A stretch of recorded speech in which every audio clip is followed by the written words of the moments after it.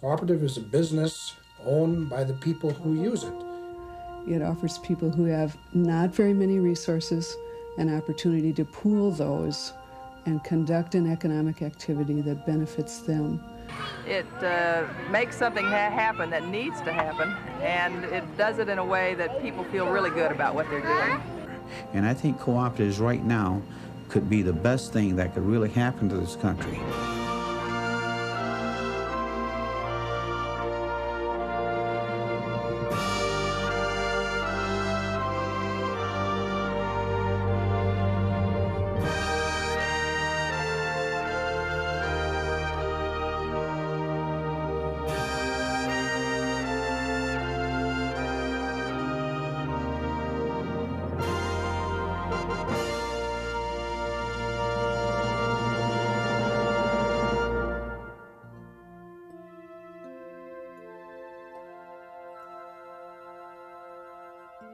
Americans have always believed in working together to solve their problems. That's the whole idea behind a cooperative. I'm James Earl Jones. A cooperative is a unique kind of organization that is member-used and member-owned. Today, more than 100 million Americans belong to cooperatives, and the number is rapidly growing. You can join a cooperative to buy a home, get a loan, sell any kind of product, buy any kind of product, or provide yourself with a service like healthcare, electricity, or telephone. Cooperatives come in all shapes and sizes, from the Associated Press to this food buying club. We're going to tell you more about cooperatives in this program. We'll show you how they work, what they've done, and how you could benefit from belonging to one.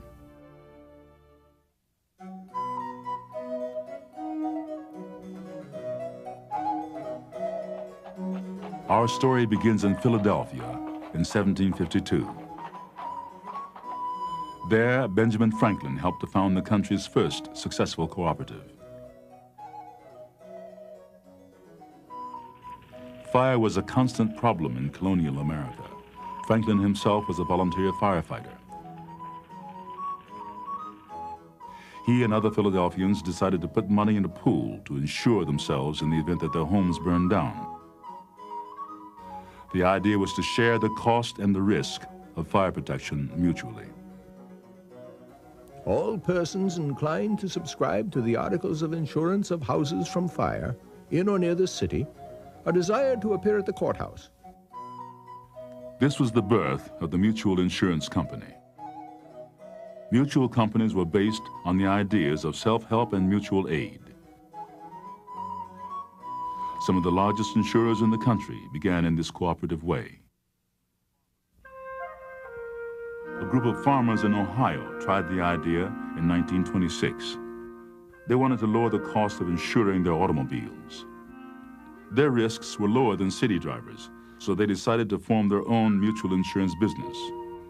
Farmer agents went door to door signing up their neighbors. In the first year, they sold 40,000 policies. Eventually, they grew into the nationwide Mutual Insurance Company. The mood in colonial America was one that fostered cooperation.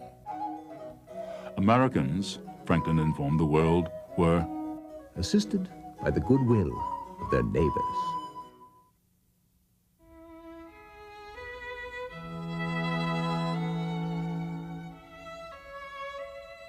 In 1844, in a place called Rochdale, England, a group of 28 tradespeople formed the Rochdale Equitable Pioneers Society. They opened a shop on a street called Toad Lane. Members invested their money, their time, and their energy and opened the first consumer cooperative. Their goal was to provide themselves with their basic human needs. As their business grew, they developed a set of working principles that have been practiced by cooperatives for more than 150 years. Cooperatives are owned and democratically controlled by their members. Goods and services are sold to members at the least possible cost. And if the co-op makes a surplus, the surplus is returned to members based on the amount of business they did with the cooperative. The fame of the Rochdale Pioneers comes not from what they did, but the way they did it. They worked together so that not one, but all could benefit.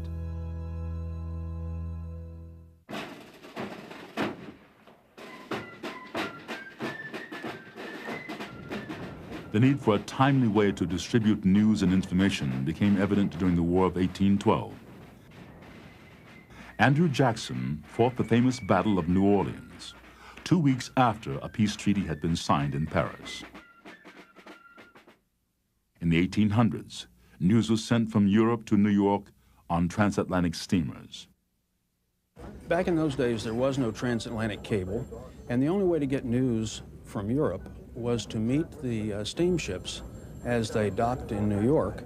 The various New York publishers decided that they wanted to scoop each other, and so they began sending reporters out in small boats, and then they would furiously row back to port and try to get their interviews in print so that they could beat their competition. Well, the publishers decided that it might be more efficient, certainly more economical, maybe even safer, since the reporters were beginning to fight, if they would send one reporter in one boat to interview the passengers, rush back and provide his interviews to all 6 of the newspapers. And that was the beginning of an association that later became the Associated Press. It began as a cooperative news-gathering service for New York newspapers, but membership grew to include all news-gathering organizations. By banding together and sharing expenses, newspapers, large and small, had equal access to the news that was shaping the nation. The AP is owned and controlled by the 1,500 American newspapers that use its news, and by the 6,000 American radio and television stations that are associate members of the Associated Press.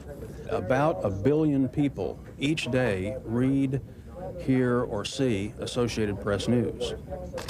There's no way that any one member, one newspaper, one network, one television station or radio station could afford to do what the Associated Press does. It is a form of sharing the news and pictures of all of the members of the cooperative for the benefit of all of the other members of the cooperative.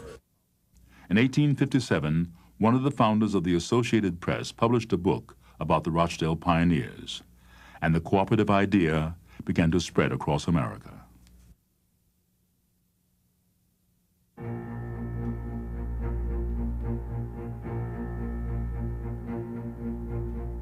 No example of cooperation is more illuminating than the way American farmers banded together to improve their lives and the abundance of our food supply. With the completion of the Transcontinental Railroad, the nation began to expand. Millions of settlers moved west in search of wealth and vast fertile lands. The gold in California was not all found in the mines and streams. Much of it grew on millions of citrus trees. Growers dreamed of shipping their crops east, but shipping in small quantities was too expensive. Growers in Los Angeles decided to join together to market their crops cooperatively. By shipping in volume, they could reduce their transportation costs and share any profits. To advertise the product, someone suggested Kissed by the Sun, and the cooperative became known as Sun-Kissed Growers. Cooperatives revolutionized agriculture in this country. Many of the familiar brand names in supermarkets come from farmer-owned cooperatives.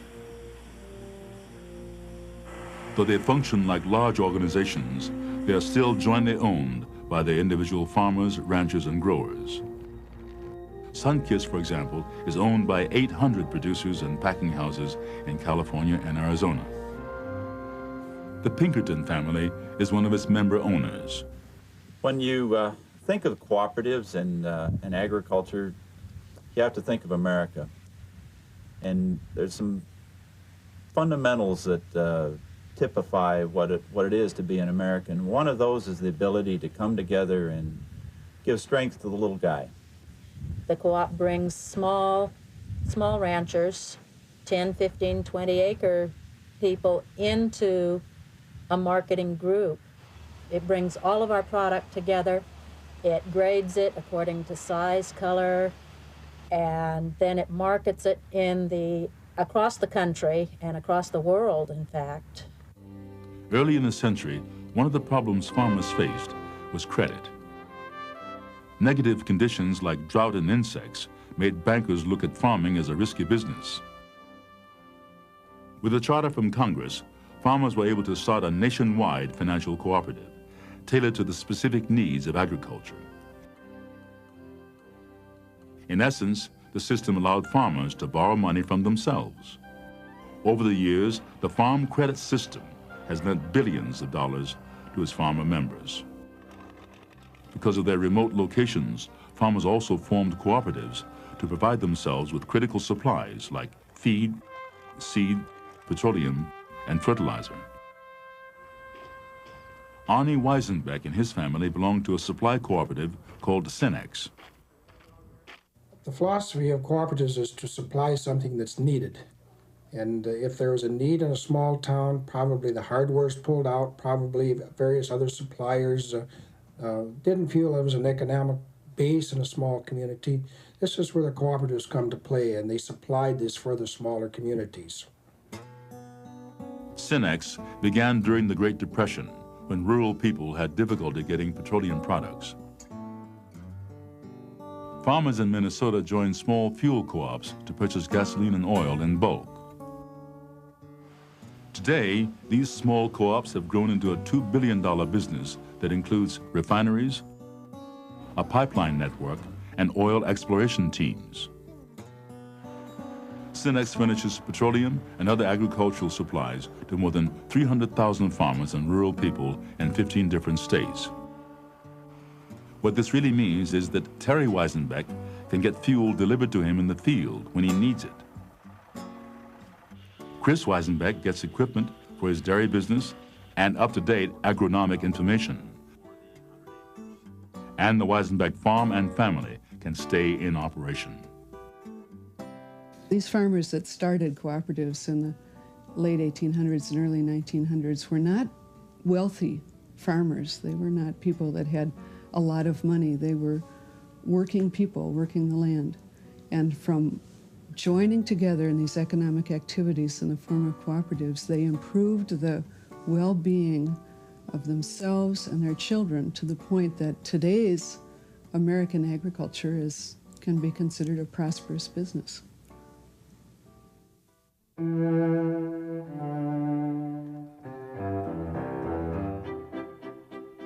Over the years, millions of people arrived on these shores looking for the land of opportunity. But opportunity is hard to get without banking or credit. In the early 1900s, there was no way for average people to save or borrow money. The big banks lent primarily to big businesses. There was little hope of buying a home or an automobile or sending your kids to a better school. One emergency and you were financially ruined. One alternative was a cooperative bank called a credit union. In a credit union, groups of people put their savings into a pool and provide themselves with credit and banking services. The notion that average people could form their own banks was hard to accept in the 1920s. Visionaries like Edward A. Filene, a wealthy Boston merchant, and Roy Bergengren promoted credit unions as a means for social change. Then came the collapse of Wall Street. Millions of Americans lost faith in their banking system, and credit unions became a popular alternative for millions of people. Is this credit union a company deal? No. The company itself has nothing to do with it. They just let us use the room. It was organized by the employees and it's run by the employees. You have to work there to join. Today, 65 million Americans are members of credit unions. The country's largest credit union is owned by members of the U.S. Navy and Marines. It has nearly 1.4 million members and 81 branch offices. The obvious problem with sailors is they go to sea. And oftentimes, how do you write a check from a ship 2,000 or 3,000 miles away? A credit union can be formed by any association or organized group of people. Axle workers in Wisconsin have one. So do these migrant farm workers in Texas. This credit union in Salt Lake City is for the blind and visually handicapped. Most financial institutions are for profit, and the credit union is not for profit, but for service. People with disabilities often live on fixed incomes. Generally, the response is, well, we can't lend it to you because you're not a good risk. Since credit unions are cooperatives, members can make their own lending policies. I'm really a big fan of the credit union. I'm very gung-ho as far as the credit union is concerned because when I needed them, they helped me. Credit unions can also be formed to meet the specific needs of a community. In this Latino neighborhood in Washington, D.C., residents needed a way to cash checks, buy money orders, and save money. You know, the largest banks in the neighborhoods in the city are the liquor stores. That's where people change their checks. Many people in the area lost all their money in a savings club scandal. 3,000 people lost $6 million. And those 3,000 were mostly low-income people. Businesses and local leaders rallied to form what is known as a community development credit union. This particular certificate of insurance insures the deposits in your credit union up to $100,000.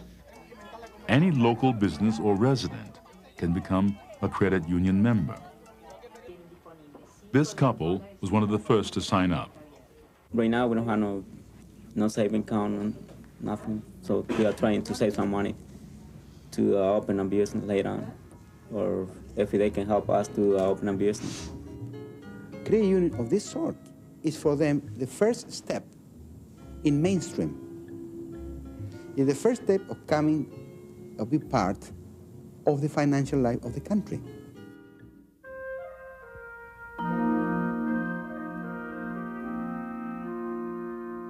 When Franklin Delano Roosevelt was elected 32nd President of the United States, he promised a new deal for all Americans. The electrification of rural America was on his list. Without the Rural Electric Administration, half the country might still be turning on the power like this.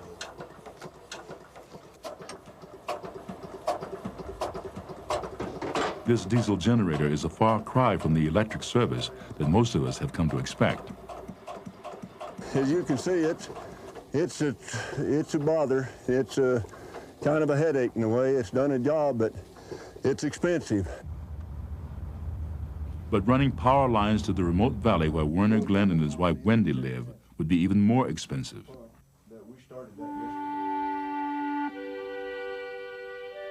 In the 1930s, 3 out of every 5 Americans were still living in the dark. Lacking electricity, rural families couldn't use the technological innovations of the 20th century. They had no chance to use Edison's incandescent bulb. Farm women still cooked over wood stoves. They pumped and carried water by hand. They washed clothes in large black pots and ironed them with flat irons. The women called them sad irons, 6 or 7 pounds of solid iron that had to be heated on a wood stove. By noon, she might have blister atop blister on her hand. Private power companies thought that running power to rural parts of the country could not be profitable. Farmers knew that if they pooled their resources, they could provide electricity for themselves. The effort involved a unique arrangement between the U.S. government and hundreds of rural electric cooperatives. There are no private investors, no profit making. You don't risk any cash yourself except a small membership fee. You get power at cost. When the loan from the government to your cooperative is paid back through your electric bills, you and your neighbors will own your own electric system, your own lines. Taking electricity to farms and towns was one of the most successful organizing campaigns in the history of the country. The sign-up teams found it better to have farm women present when they talked about the benefits of electricity because it made such a difference in their lives. A man giving witness in a rural Tennessee church said, "The greatest thing is the love of God in your heart. And the next greatest thing is electricity in your house." The Glens finally entered the 20th century when the members of a local rural electric cooperative voluntarily agreed to take a raise in rates in order to run electric lines to the Glens and other families in their valley. It's really nice to be able to use the appliances that we've gotten for wedding gifts that we've had stored away for 30 or 31 years. And it's amazing the things that we have taken for granted that we can't do. Our clocks never ran right. They never kept good time. And my dishwasher wouldn't work if something else was on. The overloads would kick off and I'd come in the morning and the dishes wouldn't be clean. It's just a totally new way of life for us here. I tell you what, when this power line came in, you see going down through there, it was a star in our night. That's all there is to it. The rural electric system is exploring new ways to bring badly needed services to rural areas. One of them is water sewer systems. This is the Tono O'odham Reservation in southern Arizona. Here, utility cooperatives working with Indian Health Service financing have provided safe drinking water and wastewater systems to 51 villages. For myself, I remember my mother used to walk down a hill to fetch water from a well, which was about at least 100 yards from our home, and back and forth until she got enough water to wash her clothes.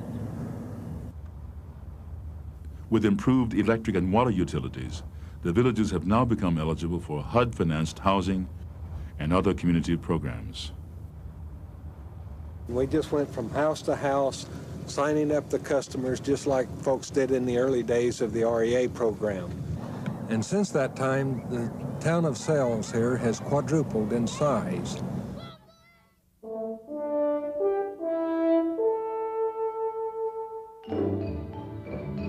Follow the crowd to the Empire City, the Wonder City, the Windy City, the Fashion City. We've reached 1 million, 2 million, 5 million. Watch us grow, going up.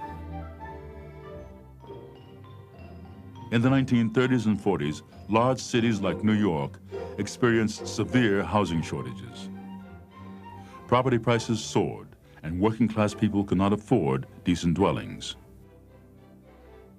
They lived in crowded, dangerous tenements and were often the victims of greedy slumlords. Housing for people of moderate means didn't exist in the city, and if it did, it was very, very poor housing. People got together and said, if we pool our resources, get together and have a vision for the future, we can make an impact in this city. Garment workers from the Amalgamated Clothing Workers Union decided to do something about their living conditions.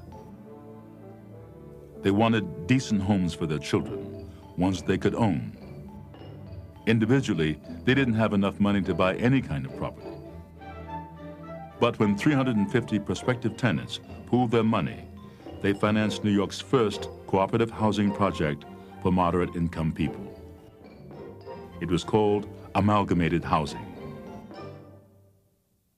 The success of these garment workers inspired an explosion of cooperative home ownership in the city. Larry Cohen lives in Co-op City, Building 20B, Section 3, an apartment 4C, it'll always be. Today, more than 500,000 families live in cooperatives in the metropolitan New York area, many of them in Lower East Side Manhattan. What I've seen in other neighborhoods where there are no co-ops, where there are just maybe 6, 7-story tenement houses, right? For whatever reason, that neighborhood seems to go downhill and then all of a sudden vanish. Right? We've been here now approximately 60 years Here we are our own landlords. We own it. East side. West, you look. The residents take a special pride in their community. Oh yes, definitely. We're a family here. This is one of the safest streets, I would say, in Manhattan. It is just that. We love it. I mean, we wouldn't move. Residents have a strong democratic voice in how their co-op operates and the services it provides. Members voted to control resale costs to keep housing affordable for people in the neighborhood. The rent is not high, and the apartments are wonderful, and it makes the people like a family. When you rent something, you don't have the same feeling for it as if you own it. You'll take better care of it if you own it. Everyone's benefited by it. People who live in the cooperatives have benefited by having great housing. The city has benefited by having neighborhoods restored. There's no question that cooperatives have played a very vital role in New York City since the 30s and continues to this day. Cooperative housing isn't just for big cities. This is Greenbelt Homes in Greenbelt, Maryland. Greenbelt was one of the country's first planned communities.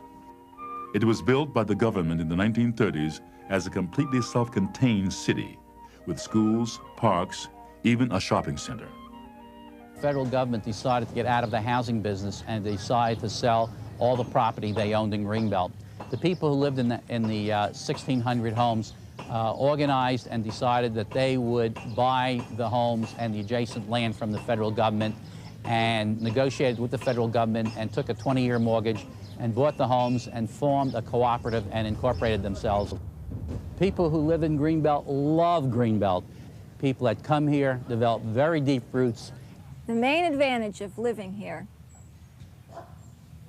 is that it's small, you get to know everybody, and it's relatively inexpensive. Members of the cooperative do not actually own their homes. Instead, they own a share of the housing corporation. Membership in the cooperative also provides housing maintenance. It's convenient because I can pick up the phone and say my toilet leaks, my doorknob doesn't work anymore, and they come and fix it. Greenbelt residents use cooperatives for more than housing. There's a cooperative grocery store, a cooperative gas station, a community credit union, even a cooperative community newspaper.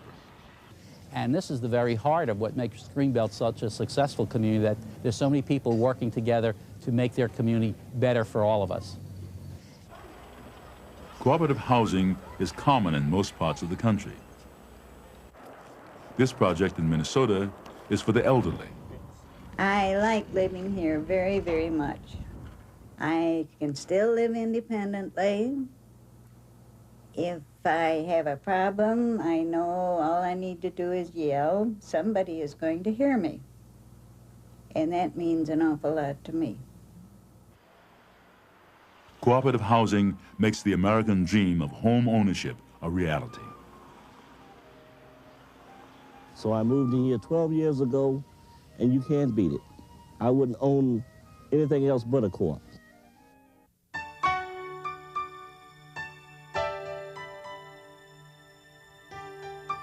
Following World War II, many Americans were concerned about the plight of the hungry and homeless in Europe. Food had to be made available quickly and affordably. No single person or group could manage the enormous undertaking. 26 organizations serving in fields of welfare, religion, business, insurance, and labor brought their strengths together to form one of the largest hunger-fighting organizations in the world. It was called the Cooperative for American Remittances to Europe, or CARE. CARE will act as a means for the whole country to provide a hungry person in Europe with food enough for 3 or 4 weeks. I commend it to the people of the United States. Around the world, the CARE package became a symbol of American goodwill. From its earliest days, CARE stressed the cooperative principle of self-help, giving people food to survive, but also giving them tools and equipment to feed themselves.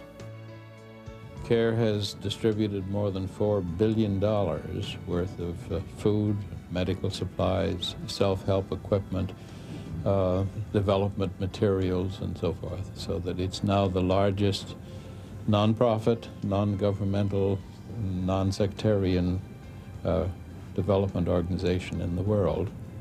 But hardly anybody knows yet that it's a cooperative. CARE is now an international organization with projects in more than 38 countries. One of them is Somalia. In November of 1992, as many as 2,000 Somalis were dying of starvation each day. Most of them were children. He doesn't have a father and mother, they're all dead. He died? Yeah. Do you know why? They say one is he died as a sickness, the other one is the problems with bullets or something. But he doesn't know how they died. So who's going to take care of these children? For CARE. CARE distributed desperately needed food and medical supplies throughout the country. CARE agricultural specialists work with Somali farmers to help them plant their first crops in years. By March of 1993, deaths from hunger had all but disappeared. CARE is what happens when people cooperate. Shop, shop, shop away at the co-op store. Better buying, I like it more and more. I like it more and more. In the 1960s, a new generation of Americans discovered cooperation.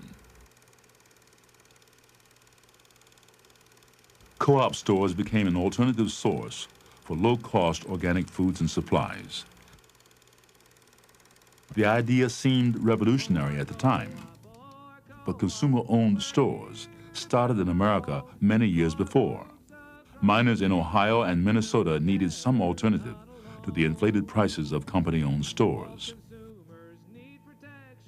So they formed consumer cooperatives to provide food, clothing, and hardware at reduced prices.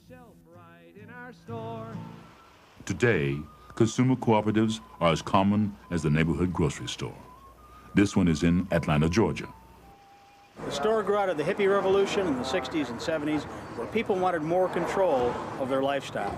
There were people that wanted to join together to buy food that was healthy.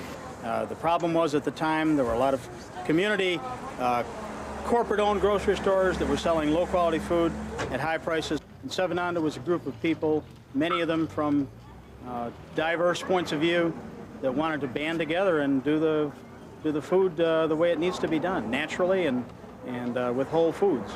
It's not only about food, it's about control.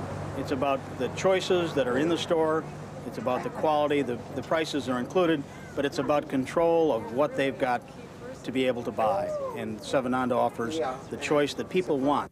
When consumers got together and organized to provide themselves with stores that sold natural food products, they were saying, we want these products in the marketplace. And if the market won't provide them, we'll organize our own stores to provide them. During the 1970s, two incomes became necessary to sustain most families, and parents began to organize cooperative child care centers. This one is in Reston, Virginia. Consumers form cooperatives to provide themselves with any needed service or product. Reston Children's Center was started because a group of parents felt they wanted to have a strong voice in where they sent their children for all-day and part-day programs. So they decided to form a cooperative. Parents began by leasing space from a local church. By 1981, membership had become so large, they decided to finance and build their own facility. The co-op atmosphere seems to have more emphasis on quality and not so much on the profit margin or profit taking. Parents elect the board of directors who hire the staff and determine the policies of the organization. They also volunteer time to help reduce expenses. Being a co-op, just by definition, has the term of unity and people contributing to the total cause of the center. Cooperatives give parents a chance to be involved in their child's child care, and this is very important. Financing is often a problem for co-ops trying to get started. For this reason, an act of Congress in 1978 created the National Cooperative Bank. The bank's purpose is to help finance a wide range of consumer, housing, and business cooperatives. With this assistance, the cooperative idea has expanded. In the 1980s, interest in the environment and outdoor recreation prompted the growth of the largest consumer cooperative in America. It is called Recreational Equipment Incorporated, or REI. The cooperative was formed in the 1930s by famous mountaineers Lloyd and Mary Anderson. The idea was to furnish themselves and others with specialty mountain climbing gear that could only be obtained in Europe. From its first retail location in this gas station in Seattle, the cooperative now has 41 retail stores nationwide and more than 1 million members. It also has a division for mail order sales. REI is such a very large group that they buy, I would imagine, very large quantities of carabiners, helmets, clothing, anything that I'm looking for, and can pass the savings on to its members. Any profits are returned to members based on the amount of regular priced products they had purchased, which I think generally tends to run about 10% of the purchases that I've made through the year. REI members share a common concern for the environment. I grew up hunting and fishing, being in the outdoors, and it hurts me to see the environment destroyed or not cared for and nurtured. Because of this, REI members encourage their cooperative to support conservation and cleanup efforts that protect the outdoors for recreation.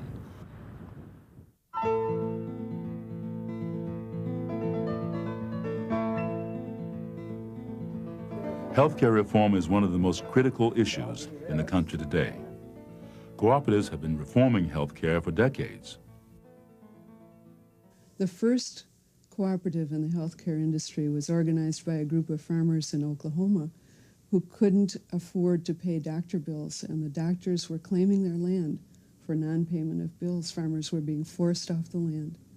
And a doctor organized a hospital and a clinic to provide care for those farmers, and they, the farmers themselves, invested the money and pooled the money to build this hospital. This is Group Health Cooperative of Puget Sound in Seattle, Washington. It has been a model for successful health care since the 1940s and was inspired by the Oklahoma farmers. The cooperative won the landmark court decision, making it possible to provide medical care to members on a fixed fee basis. This is known as an HMO, or Health Maintenance Organization. Doctors working on a salary at that time was not generally an accepted practice. And then we kicked it off in a different way too, and it's been the policy, the organization ever since, that it was cheaper to keep you well than it was to take care of you after you got sick. Preventive health care, that was the idea from the very beginning. What makes this group health different from other HMOs is that it's a cooperative. The consumers own the business and have a stake in controlling quality and costs. The cooperative also controls costs by encouraging prevention. Like all cooperatives, Group Health is a democracy. Members, through their board of directors, have a voice in the policies of the organization. For instance, members voted to cover lung transplants. They raised rates 25 cents per month to pay for it. Controlling the cost of health care is a particular concern for the elderly. This is the United Seniors Health Cooperative of Washington, D.C. I need help mostly with billing. When I get billed for something I feel I don't owe, and I can call them and they can tell me whether I do or whether I don't.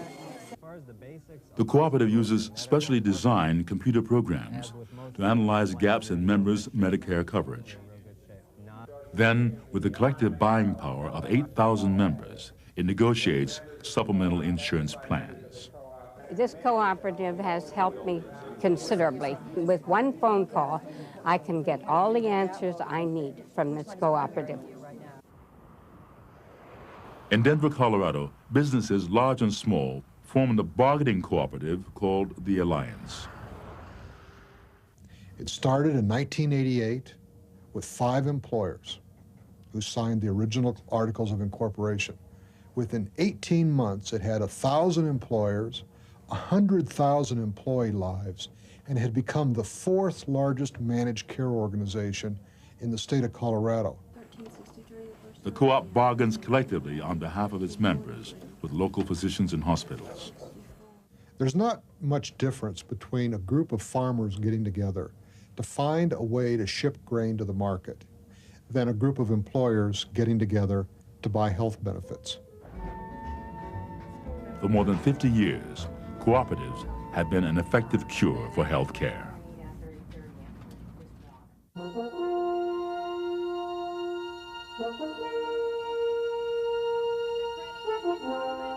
Today, the cooperative idea is alive and well and growing in America. In inner cities, in small townships, in rural areas, and in businesses. Cooperatives are helping people to help themselves and changing lives for the better. This is South Central Los Angeles. Following the disturbances of 1992, South Central residents banded together to rebuild their community. Rather than wait for solutions, they formed the Community Development Credit Union. We are at the 54th and Crenshaw in the heart of South Central Los Angeles, and that's where the credit union will be located. It is the largest community development federal credit union per population in the United States. If you live in the area, work in the area, perform a service in the area, or go to church in the area, you can be a member of the credit union, and that's very important when banking services are very, very slim in this community. The credit union will finance affordable housing, small businesses, and churches in the area.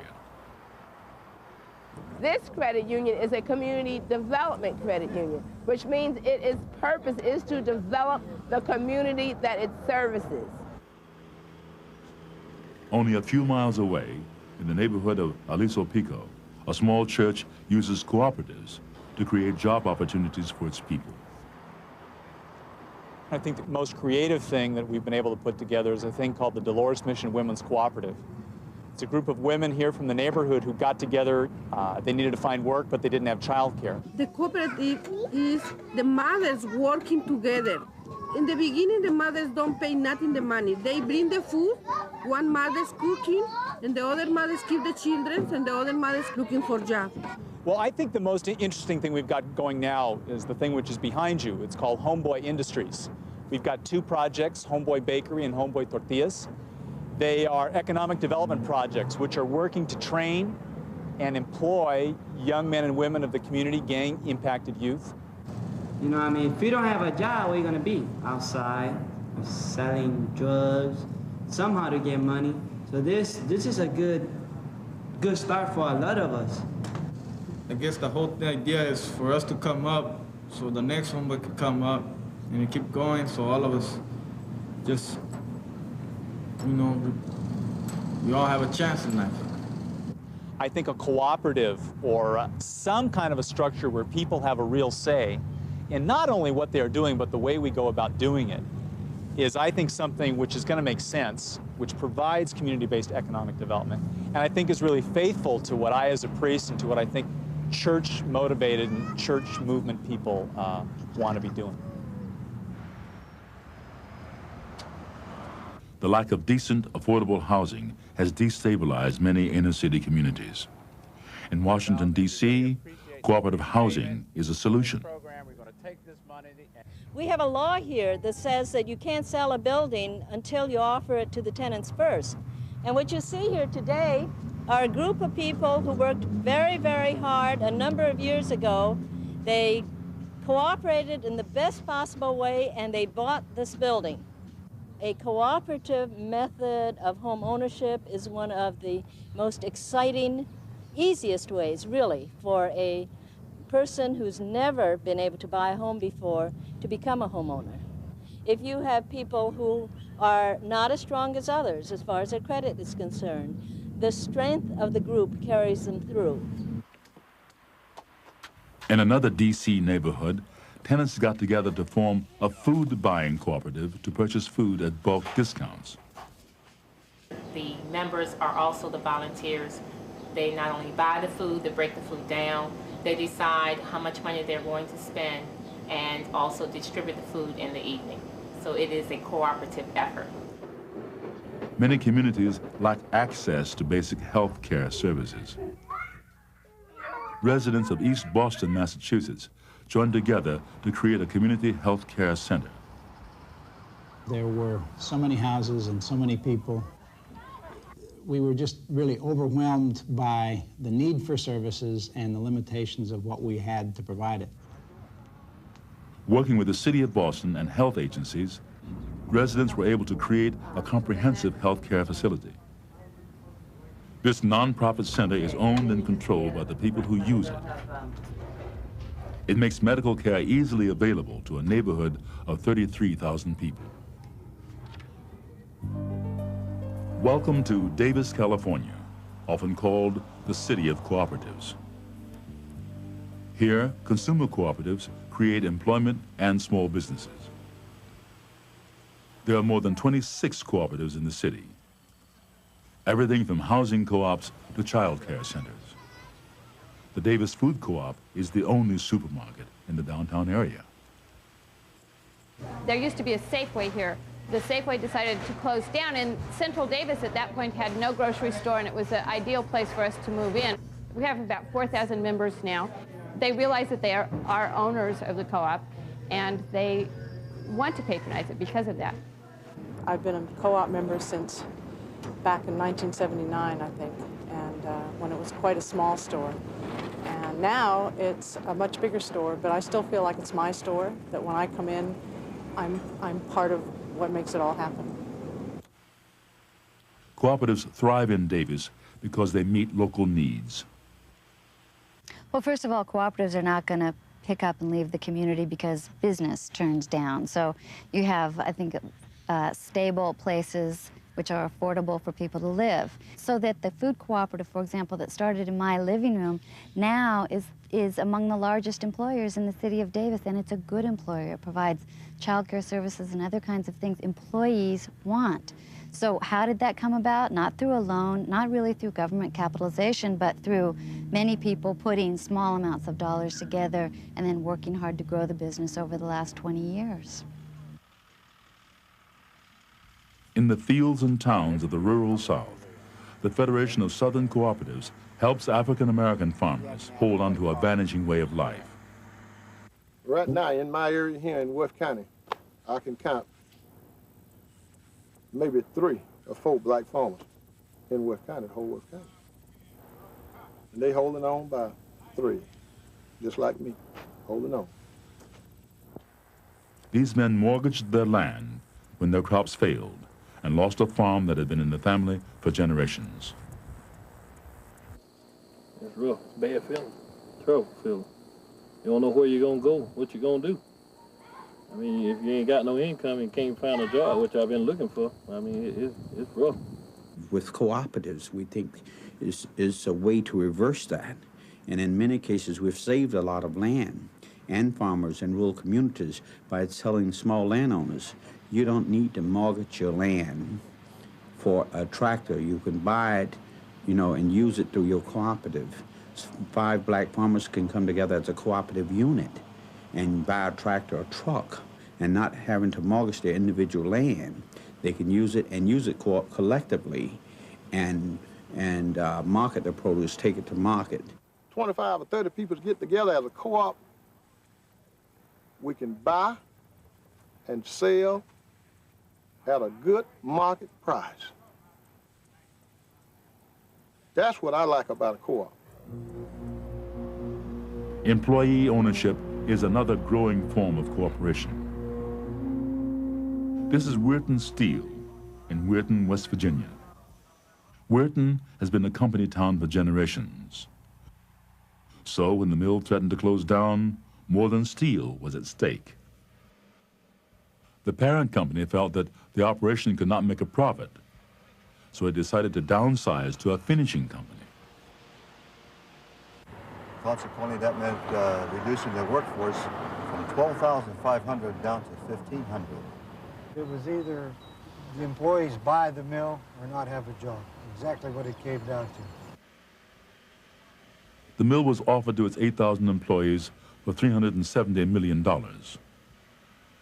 One of the criteria for the purchase was that each of the employees give up 20% of their salary and benefits. This was their investment. With this, they became the owners of their own business. If you didn't have a steel mill, you wouldn't have a grocery store, you wouldn't have a clothing store, you wouldn't have a TV store, because everything comes from this company here, the whole valley. Small businesses can also form cooperatives. This hardware store is a member of the Ace Hardware Corporation. If we weren't a member of the ACE Cooperative, we couldn't have national advertising, we wouldn't have the kinds of benefit packages, we wouldn't have the kinds of computer equipment that we can have. Through a large group, which is over 5,000 members, that power of that group has a significant impact. Not all employee-owned companies are large. This graphic design studio in Washington, D.C. is owned cooperatively. In the business world, a lot of things have to be compromised. If you only work on your area, you don't see other people's point of view. And by become a co-op, everybody has equal input. You will force yourself to see from other people's point of view. I think that in the long run is very productive. Taking high technology to rural America is the purpose of the NRTC. Its members are rural electric and telephone cooperatives from around the country. They have joined together to bring television and other communication services to rural areas. What you're seeing here behind me is a mock-up of a satellite that's going to radically alter the way America watches TV. It is the backbone of a delivery system called Direct Broadcast Satellite, which will enable rural Americans and urban Americans, for that matter, to receive over 150 channels of television over a satellite dish antenna only 18 inches across. The combined investment of many cooperatives partially financed the launching of the satellite. The co-op now purchases television programming and receiving equipment at volume discounts for its members. By providing the service economically and affordably, we're bringing rural America into the information age. Developing alternative sources of energy is an expensive proposition. This Solar Research Center in California is a cooperative business formed by major utilities, corporations, and state and federal agencies. The ultimate goal of PVUSA is to determine the viability of large-scale applications of photovoltaics for the utility industry. By having a larger group of individuals involved in it, it's provided more monies for the development of PV and the purchases of separate systems, whereby if it was just one entity that was doing the research, there wouldn't be the funds available. Even governments can form cooperatives. Intelsat is the world's largest system of satellite communications. It is owned cooperatively by more than 130 different nations, including the U.S.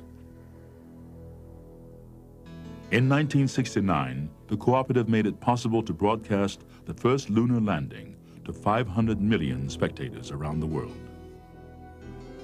One small step for man,